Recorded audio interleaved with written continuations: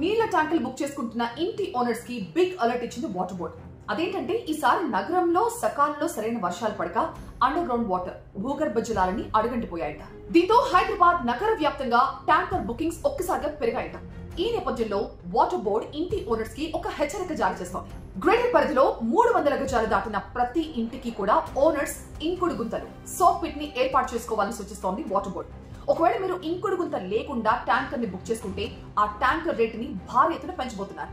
వర్షాలు లేక భూగర్భ జలాలు అడుగంటిపోతున్న నేపథ్యంలో భవిష్యత్తులో ఈ భూగర్భ జలాలను పెంచేందుకు వాటర్ బోర్డ్ ఈ కీలక నిర్ణయం తీసుకుంటోంది.